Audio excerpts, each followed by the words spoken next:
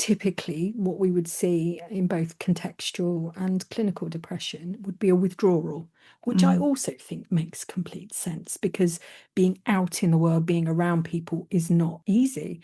So it makes more sense. It feels more restorative to step back to conserve energy. And that in itself then might leave us with more time on our hands to think about the things that are going through our minds. So that would be called rumination. And often, mm. the more time we have ruminating on difficult thoughts, difficult experiences, difficult self talk, that can almost then become the fuel for the cycle. And it can be an ongoing, perpetuated state.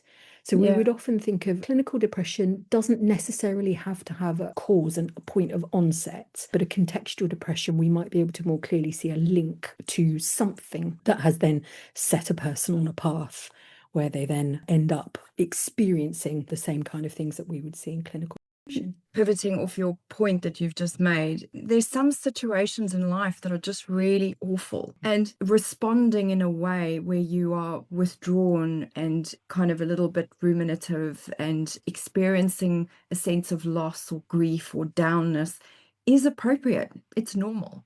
And I think it becomes problematic when it's a very prolonged experience, when you can't seem to find a way to get out of this place. Like your inertia, it's like a ship that has just ground to a halt. And you know how much energy it takes to get that ship going again. I think that's really where it starts to become problematic.